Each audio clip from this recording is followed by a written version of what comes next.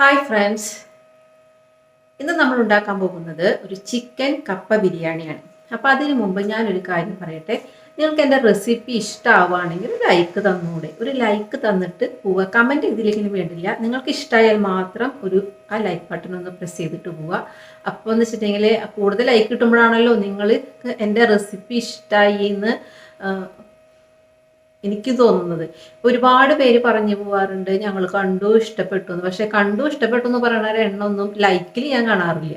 Like ഞാൻ വളരെ കുറച്ചേ കാണാറുള്ളൂ. അപ്പം അതുകൊണ്ട് ഇഷ്ടമാവുകയാണെങ്കിൽ നിങ്ങൾ ആ ലൈക്ക് ബട്ടൺ ഒന്ന് അമർത്തി വെക്കോ. കമൻറ്റ് ചെയ്യണമെന്ന് ഒരിക്കലും ഞാൻ പറയില്ല. അത് ഇഷ്ടമുണ്ടെങ്കിൽ മാത്രം ചെയ്താൽ മതി.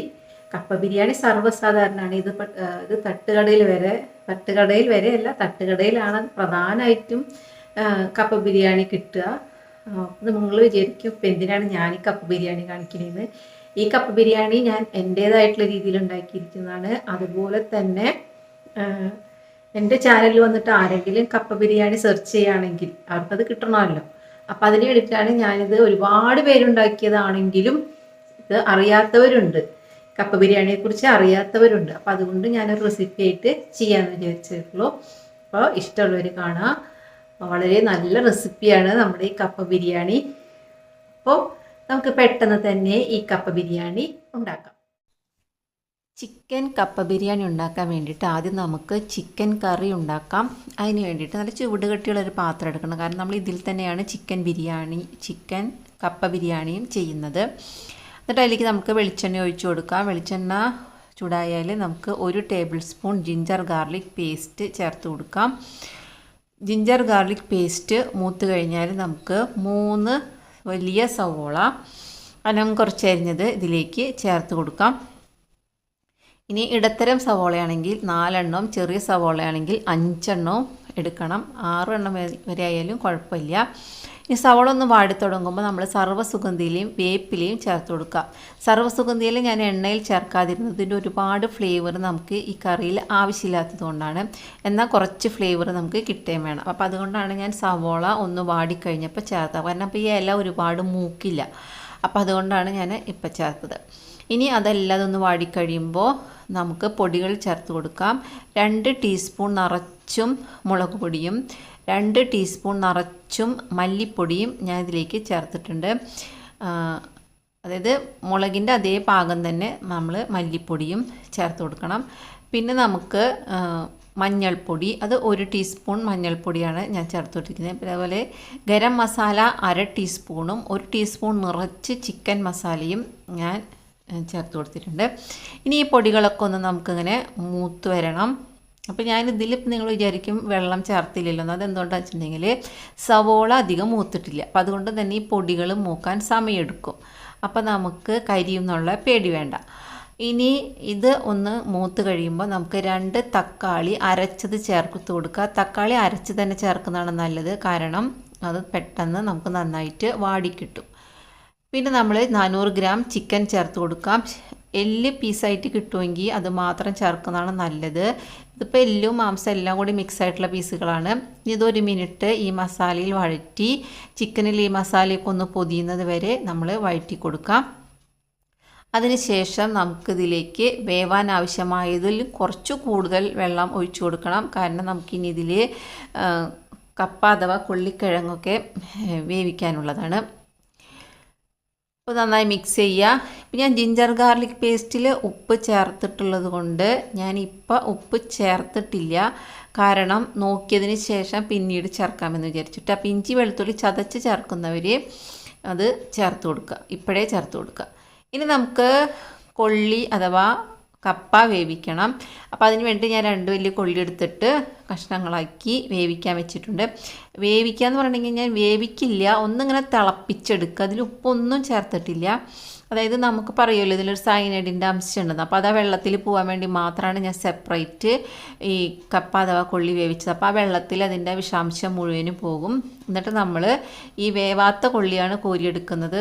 ഒന്ന് തിളച്ച് ഒന്നിങ്ങനെ വെന്ത് തുടങ്ങുന്ന പാകത്തിൽ നമ്മളിത് വെള്ളത്തിൽ നിന്ന് കോരി മാറ്റിയിട്ട്.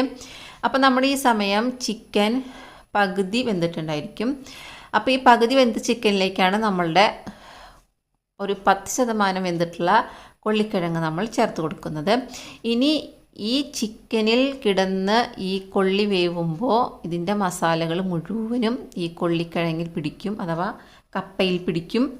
അപ്പം നമുക്കത് കഴിക്കാൻ നല്ല ടേസ്റ്റാണ്. ഇത് ഒരുപാട് വേവിച്ച് ഉടച്ച് അതിൻ്റെ ഒപ്പം അങ്ങനെ ചേർക്കണം എന്നുള്ളവർക്ക് അങ്ങനെ ചെയ്യാം. അതല്ല ഇതുപോലെ പീസാക്കി കിടന്നാൽ മതി എന്നുള്ളവർക്ക് പാകത്തിന് വേവിലെടുക്കാം. അതല്ല ഒന്നും കൂടെ വെന്ത് ഉടയം വേണ്ട, എന്നാൽ നന്നായി വേവണം എന്നുള്ളവർക്ക് ആ പാകത്തിലെടുക്കാം. ഞാനിപ്പോൾ ഈ മൂന്നാമത് പറഞ്ഞ പാകത്തിലാണ് എടുക്കുന്നത്. നന്നായി വേവും പക്ഷേ ഉടയുമില്ല, അതുപോലെ പീസായി ഇങ്ങനെ കിടക്കില്ല. അങ്ങനത്തെ ഒരു പാകത്തിലാണ് ഞാൻ എടുക്കുന്നത്. അതാണ് എനിക്കിഷ്ടം തോന്നിയിട്ടുള്ളത്. കാരണം നമുക്കിങ്ങനെ കൊള്ളിക്കിഴങ്ങ് ഇങ്ങനെ കഴിക്കാൻ കിട്ടണം, അതിൽ ചേർന്ന് പോവരുത്. എന്നാലും ഇങ്ങനെ കടിച്ച് മുറിച്ച് ഇങ്ങനെ അങ്ങനെ തിന്നാനും പാടില്ല. അപ്പോൾ അതുകൊണ്ടാണ് ഞാൻ നന്നായി വേവിക്കും പക്ഷേ ഉടച്ച് ചേർക്കാത്ത പാകത്തിലാണ് ഞാനിത് എടുത്തിരിക്കുന്നത്. ഇനി നമ്മൾക്ക് ഇതിലേക്കുള്ളൊരു തേങ്ങാക്കൂട്ട് അരച്ചെടുക്കാറുണ്ട്. അതിന് വേണ്ടിയിട്ട് ചിരകിയ തേങ്ങയും ചുവന്നുള്ളിയും വേപ്പിലയും പെരിഞ്ചീരകവും ജീരകവും പിന്നെ നമ്മൾ പച്ചമുളകും കൂടി വേണം കേട്ടോ. ഞാൻ പെട്ടെന്നത് ഇതിലെടുത്ത് വയ്ക്കാൻ മറന്നുപോയി. അപ്പോൾ ആ പച്ചമുളകും കൂടി നമുക്ക് ഇതിലേക്ക് ഇങ്ങനെ തരിതരിപ്പായി അരച്ചെടുക്കുക. അതായത് നമ്മൾ എരിശ്ശേരിക്കൊക്കെ അരക്കില്ലേ, അതിൻ്റെ പാകത്തിൽ നമ്മളിത് കുറച്ച് വെള്ളം ഒഴിച്ചിട്ട് അരച്ചെടുക്കുക. ഇനി ഇത് ചിക്കൻ ഏകദേശം മുഴുവനും തന്നെ പറയാം, അത്രയ്ക്കും വെന്ത് കഴിയുമ്പോഴാണ് നമ്മൾ ഈ തേങ്ങാക്കൂട്ട് ഇതിലേക്ക് ചേർക്കുന്നത്. വേണമെങ്കിൽ നമുക്കിത് ഇളക്കി പിന്നെ തിളപ്പിക്കാതിരിക്കാം. പക്ഷെ ഞാൻ ഈ തേങ്ങ ഇതിലോട് ചേരാൻ വേണ്ടിയിട്ട്, അല്ലെങ്കിൽ തേങ്ങയുടെ ഒരു ഫ്ലേവർ ഇങ്ങനെ മുമ്പിൽ നിൽക്കുമല്ലോ, അത് ഒഴിവാക്കാൻ വേണ്ടിയിട്ട് ഞാൻ വീണ്ടും കുറഞ്ഞ തീയിൽ ഒരു 5 മിനിറ്റ് വയ്ക്കുന്നുണ്ട്. എന്നിട്ടാണ് ഞാൻ അതിൻ്റെ പച്ചമണം മാറാൻ വേണ്ടിയിട്ട്. പിന്നെ നമ്മൾ ഈ തേങ്ങാക്കൂട്ടിൽ പെരുംജീരകത്തിൻ്റെ ഫ്ലേവർ ഇഷ്ടമില്ലാത്തവർക്ക് അത് ഒഴിവാക്കാം, അല്ലെങ്കിൽ പെരുംജീരകവും ജീരകത്തിൻ്റെ ഫ്ലേവർ ഇഷ്ടമില്ലാത്തവർക്ക് അത് ഒഴിവാക്കാം. അതൊക്കെ നിങ്ങളുടെ ഫ്ലേവർ അനുസരിച്ച് മാറ്റുക. പക്ഷേ ഇത് രണ്ടും ചേർക്കുമ്പോൾ ഒരു പ്രത്യേക രുചിയുണ്ട് നമ്മുടെ ഈ കപ്പ ബിരിയാണിക്ക്. ഇപ്പോൾ നമ്മളിതെല്ലാം നന്നായിട്ട് മിക്സ് ചെയ്തിട്ടുണ്ട്. ഇനി നമ്മൾ ഒരു ഫ്ലേവറിന് വേണ്ടിയിട്ട് ഒരു 1/2 ടീസ്പൂൺ ഗരം മസാല, അതായത് പട്ട, ഗ്രാമ്പ്, ഏലക്ക, പെരിഞ്ചീരകം മാത്രം ചേർത്തിട്ടുള്ള ഗരം മസാലയാണ്.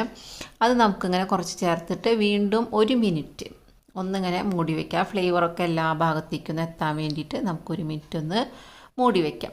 ഇപ്പോൾ നമ്മുടെ കപ്പ ബിരിയാണി റെഡിയായി. പക്ഷേ ഈ കപ്പ ബിരിയാണിയുടെ ടേസ്റ്റ് കൂട്ടുന്ന കുറച്ച് കാര്യങ്ങളുണ്ട്. അപ്പോൾ അതും കൂടെ നമുക്ക് ഇതിൻ്റെ ഒപ്പം ചേർത്ത് കൊടുക്കാം.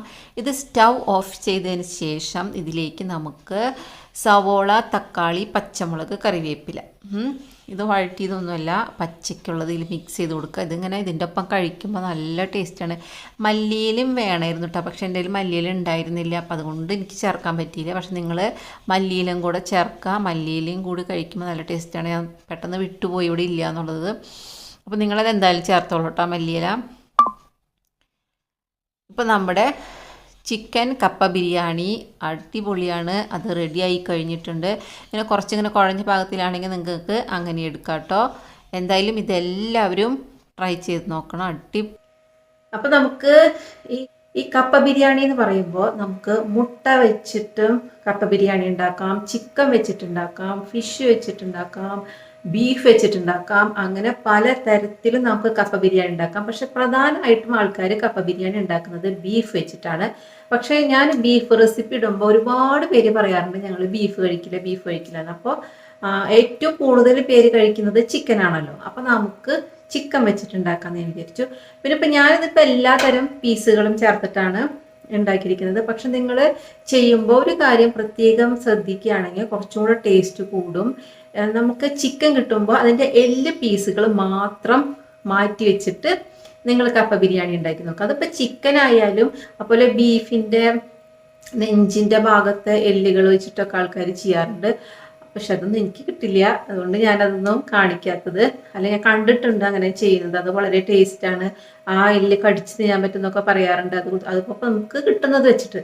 അപ്പോൾ നമുക്ക് ചിക്കൻ മേടിക്കുമ്പോൾ ആ ചിക്കൻ്റെ എല്ല് പീസുകളെല്ലാം മാറ്റി വെച്ചിട്ട് നമുക്കിതുപോലെ കപ്പ ബിരിയാണി, അതുപോലെ സൂപ്പ് ഉണ്ടാക്കുമ്പോൾ ഏറ്റവും നല്ലത് എല്ല് പീസുകളാണല്ലോ. അതിൻ്റെ ഇങ്ങനെ മജ്ജയിൽ നിന്ന് അതിങ്ങനെ ഇറങ്ങി വരുമ്പോഴാണ്, നെയ്യ് ഇറങ്ങി വരുമ്പോഴാണ് നമ്മൾ സൂപ്പായാലും അതുപോലെ കറികൾക്കൊക്കെ പ്രത്യേക ടേസ്റ്റ് കിട്ടുക. അപ്പോഴാണ് വെറുതെ മാംസം മാത്രം വെച്ചിട്ട് നമ്മൾ എന്തെങ്കിലും കറിയോ സൂപ്പോ എന്തുണ്ടാക്കുന്നുണ്ടെങ്കിൽ ബിരിയാണിയോ എന്തുണ്ടാക്കുമ്പോൾ കുറച്ച് എല്ല് പീസ് വരുമ്പോഴാണ് അതിൻ്റെ രുചി വരാറ്. അപ്പം ഞാനിവിടെ ചിക്കൻ എടുത്തപ്പോൾ എല്ലാ തരം പീസും ഉണ്ട്. എന്നാലും നല്ല ടേസ്റ്റുമാണ് കേട്ടത്. അപ്പോൾ എല്ലാവരും ഇഷ്ടമുള്ളവർക്ക് എല്ലാവരും ട്രൈ ചെയ്ത് നോക്കണം. വളരെ വളരെ വളരെ ടേസ്റ്റി ആയിട്ടുള്ള ഒരു റെസിപ്പി.